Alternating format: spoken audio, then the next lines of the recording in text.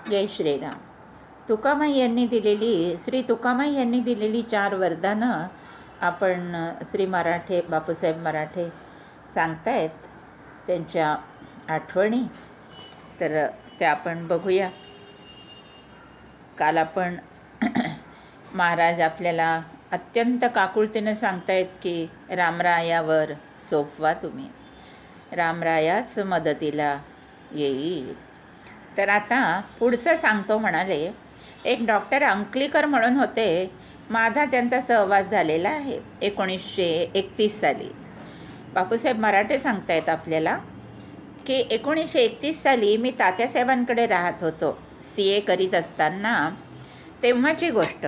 ते अंकलीकर MD होते, MD झाले होते आणि पुढे त्यांना अमेरिकेची स्कॉलरशिप मिळाली होती. तिथल्या युनिव्हर्सिटीचं बोलावणं आलं होतं. त्याच्याकरता मी जाऊ का नको हे विचारायला ते आले होते. महाराज म्हणाले जरूर जावं. महाराजांनी तसा पाय ओढला नाही. म्हणाले ज्ञान मिळतं आहे, तिकडे विज्ञानाचा प्रसार जास्त आहे, जावं म्हणाले, शिकून घ्यावं. पुढे काय म्हणाले, शिकून तर ठेवावं, विसरणं आपल्या हातात आहे. डॉक्टर स्वतः अत्यंत शुचिरभूत, अत्यंत सात्विक, चेहऱ्यावरही फार सात्विक भाव. महाराज म्हणाले जरूर जावं, तिथे अत्यंत भोगवादी वातावरण आहे. जेव्हा 4 गोष्टी लक्षात ठेवाव्या, मांसाहार करायचं नाही, मद्यपान अजिबात करायचं नाही, परस्त्रीचा विचारसुद्धा करायचा नाही, आणि 4थी गोष्ट म्हणजे रोज दासबोधाचा 1 समास वाचायचा आणि जपाच्या 13 माळा करायच्या. असं सांगून त्यांच्या हातात दासबोध दिला, असं करावं, रामराय तुम्हाला यश देईल. आणि पटकन पुढे काय म्हणाले, यानंतरही काही अडचण पडली तर कंठरवानं मला हाक मारावी, मी येईन. यानंतर अंकलीकर परदेशी गेले. त्यांचे शिक्षण व्यवस्थित सुरू झालं. हॉस्टेलमध्ये जागा मिळाली. 2 अमेरिकन स्टुडंट्स आणि हे असे तिघे एका खोलीत राहत होते. ते 2 अमेरिकन विद्यार्थी आणि यांचा सहवास सुरू झाला. यांचं ते वर्तन दुग्धाहार, फलाहार, मद्यपान नाही, मांसाहार नाही, अगदी शुचिरभूतपणा. हे पाहून त्यांनी त्या मुलांनी यांची टिंगल करायला सुरुवात केली. कॉलेजमध्ये रॅगिंग करतात ना, तसं यांना छळायचं ठरवलं. कसंही करून याला बाटवायचं असं ठरवलं. ते स्टुडंट्स टिंगल करायचे, हे सांगायचे माझ्या प्रकृतीकरता मला असं करणं भाग आहे. ते मेडिकल स्टुडंट असल्यामुळं प्रकृतीचं कारण लटकं होतं. हा खोटं बोलतो हे कळून आम्ही औषध देतो म्हणायचे. आणि पुढे काय म्हणायचे, तू आमच्याबरोबर डेटिंगला चल. ते तिकडे मुलींना भेटायचे प्रकार असतात ना, ते सगळं कर. हा डेटिंगला कसा जाईल? परस्त्रीचा विचार न करणारी व्यक्ती आणि अमेरिकनांना वाटायचं हे पात्र आहे तरी काय. त्यांच्या दृष्टीनं हे फार करारी पात्र ठरलं. मग त्यांनी यांची जी चेष्टा सुरू केली ती इतकी विकोपाला गेली की या 2 विद्यार्थ्यांनी आणखी दोघांचं साह्य घेतलं आणि ठरवलं की एक मुलगी यांच्यावर सोडायची. काय प्रसंग आहे हा.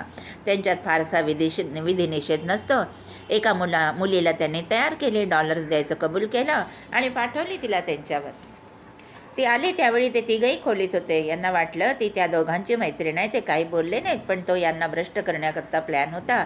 ती आल्यावर तिच्याशी बोलता बोलता ते दोघे खोलीच्या बाहेर पडले. तिला आणि डॉक्टरला खोलीत ठेवलं आणि बाहेरून कडी लावून घेतली. मुलीला सांगितलं तू काही कर आणि याला भ्रष्ट कर.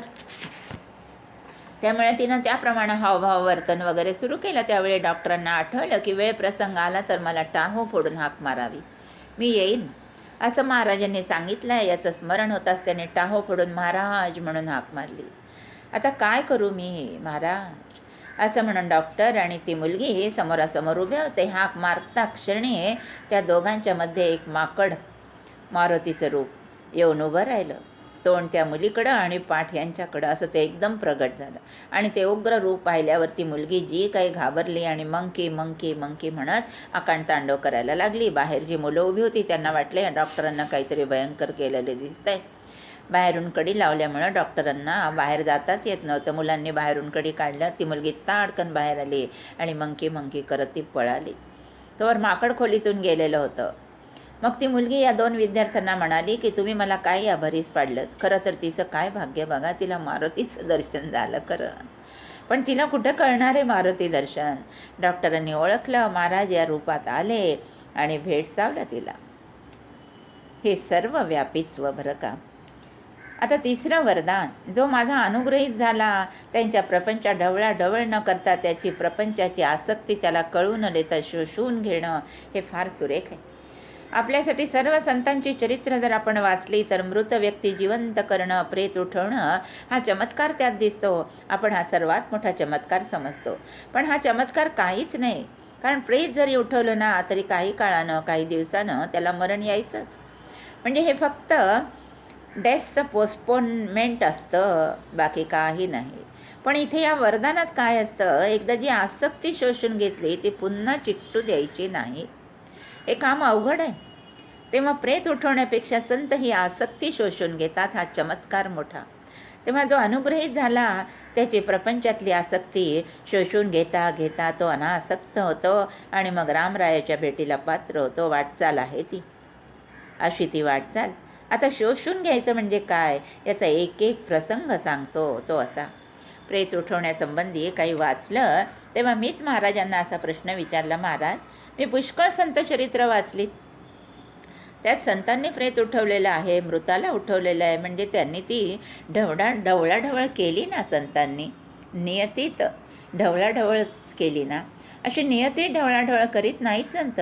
अशी ढवळाढवळ म्हणजे यमराजाच्या सेक्रेटरिएटमध्ये त्याची नोंद ॲडजस्ट कशी काय होते. मी बँकेत होतो, माझ्या पद्धतीनं प्रश्न विचारला, कोण रिटायर होणार, कोणाला एक्सटेन्शन द्यायचं, याचे आधी कागद निघतात सेक्रेटरिएटमधून. तसंच तिथे यमराज्यात चित्रगुप्ताच्या नोंदीमध्ये काही बदल होतच असणार, त्याशिवाय तो जीव कसा उठेल. हो म्हणाले महाराज. त्यांचा असा हातखंडा होता की ज्याचा तो व्यवसाय असेल त्यातलंच उदाहरण देऊन ते त्याचं समाधान करीत. त्यांनी मला असं उत्तर दिलं, फिक्स डिपॉझिटवर कर्ज देतोस ना, त्याचेच पैसे त्याच्यावरच त्याला कर्ज देतोस ना, किंवा प्रॉव्हिडंट फंडवर घर बांधायला, मुलीच्या लग्नासाठी कर्ज देत नाही का. तसं चित्रगुप्त करतो, पुढच्या जन्मातलं आयुष्य थोडं आधी ओढतो आणि हे करायला संतांना अधिकार आहे.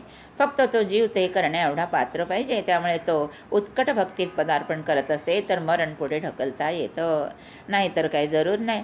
तसं पाहिलं तर ज्यांच्या बाबतीत हे घडतं ते भगवत भक्त होते, मार्कंडेय भगवत भक्त होते. अशा बाबतीत चित्रगुप्ताला संतांचं ऐकावंच लागतं. हे जे वरदान आहे त्यानेच आपण प्रापंचिकाचा उद्धार होणार आहे, आपल्या प्रापंचिकाचा. आता उद्धार कसं, त्याचं उदाहरण सांगतो. आसक्ती शोषून घेण्याची जी उदाहरणं आपल्याला गोंदवल्यात दिसतात ती मी सांगतो. आता आपल्या सर्वांची आसक्ती महाराजांनी कशी बरं शोषून घेतली सांगू का. आज टी व्हीवर कथास्थं होतं ना, तो कार्यक्रम सोडून येणं त्याच्यापेक्षा इथे अधिक चांगलं आहे असं वाटणं म्हणजे ओढून घेणं, आसक्ती शोषणच आहे. भगवंत प्रेमापुढं विषयाचं प्रेम कमी वाटणं हे आसक्ती शोषून घेणं नाही का. मला गोंदवल्यात असं दिसतं, गोंदवल्यात येणाऱ्यापैकी ज्यांची प्रपंचाची घडी उत्तम आहे. प्रपंचात असा काळ असतो ज्यावेळी सर्व गोष्टी म्हणजे पैसा, प्रकृती, मुलं, बाळं, संसार अनुकूल असतात. ते गोंदवल्यास अडचण सोसून उपासनेसाठी राहतात. दाणीसाहेब कशासाठी राहतात, त्यांची परिस्थिती किती उत्तम आहे, कशासाठी येतात इथे धडपडत. जे घरात शहरात नाही असं काहीतरी इथे आहे याची खात्री वाटते म्हणूनच येतात. नाहीतर काय, घरी फोमच्या गाद्या आहेत, इथं साध्या पोत्यावर सतरंजीवर नेसतात.